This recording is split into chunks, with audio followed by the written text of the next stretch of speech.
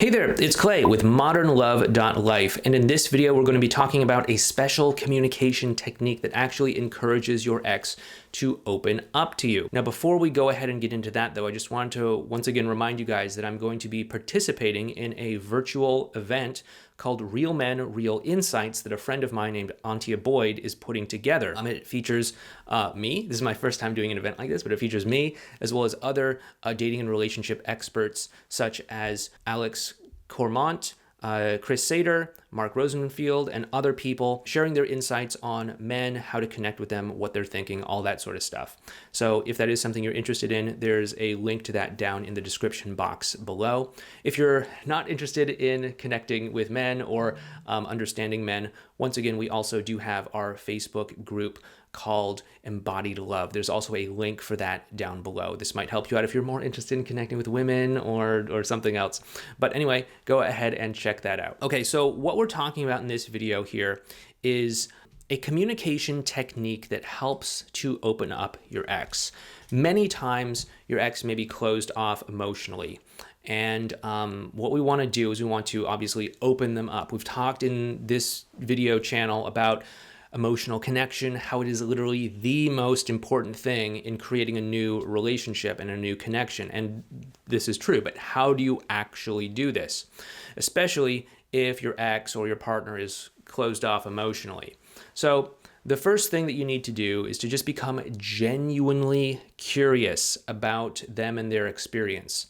This isn't just like fake curiosity. This isn't just like, memorizing a few lines or something like that and then spewing them back out or anything. So, you're going to have to actually put yourself in a place where you're just like genuinely curious. And one of the ways that you can do this is to just remind yourself that your ex is a legitimate human being with their own challenges, their own frustrations, their own ups and downs, their own hopes, their own fears, their own joys in life, the things that they're excited about, all of these sorts of things.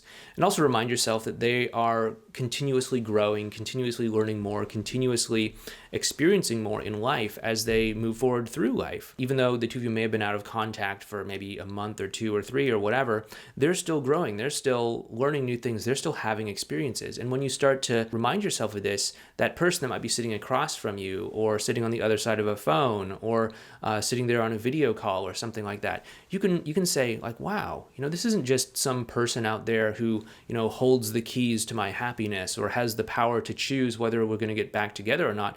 This is another human being.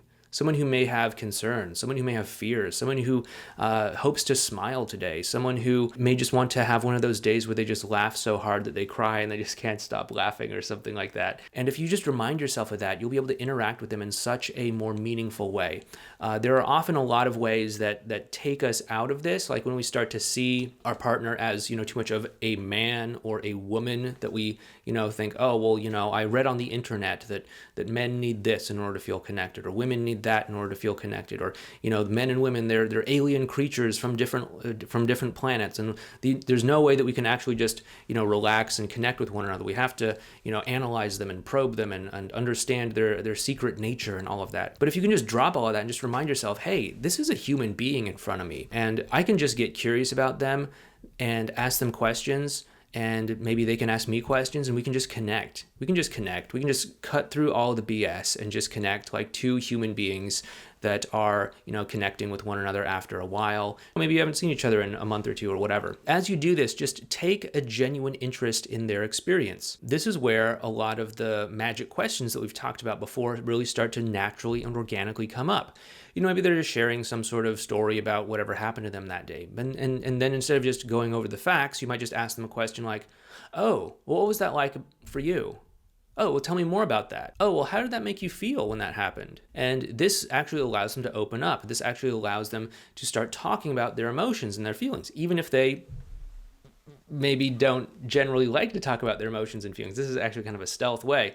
Tell me more about that. What was that like for you? That can be really helpful, especially for people that are kind of cagey about their emotions and their feelings. Another powerful way that you can take this genuine curiosity technique and use it to create a stronger emotional connection is whenever they say something or do something that you don't really know exactly how to take it, just get genuinely curious and ask them. Just get genuinely curious turn it around, ask them, and give it back to them.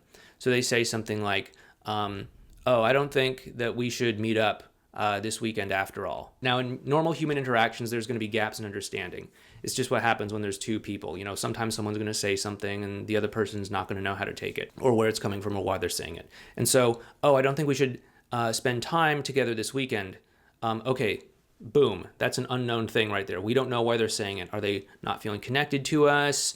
Are they hesitant about something? Did something come up? What's going on for them? We don't know. This is where oftentimes our fears, our insecurities, our anxieties start to rush in and say, oh my goodness, they're losing interest. I knew it. I need to be more of an alpha male in order to keep them attracted. Or, oh my goodness, I knew I needed to be more feminine, or I needed to flirt more, or I'm in the friend zone or something like that. Or I knew that all those people that they're following on Instagram, I knew that they're interested in them and that they're dating them or something like that. And so what we want to do is, instead of just letting all of these fears and insecurities rush in to fill in this unknown variable, we want to actually just step back and say, okay, I don't know what's going on here. Let's just get curious, turn it around and ask them. Because, you can speculate all day. What does that mean? Why did they do it? Are they trying to let me down easy? Maybe, maybe not. I don't know. You don't know. And you can ask a dating coach, a relationship coach this, and we might be able to speculate as well too, maybe give you some possibilities, but at the end of the day, we don't know why they said it either. What makes the most sense is to just get curious, turn it around, and ask it to them. And just say something like, oh, okay, well, what's coming up for you right now? Do you feel uncomfortable getting together this weekend, or maybe just something came up? What's going on? Let me know.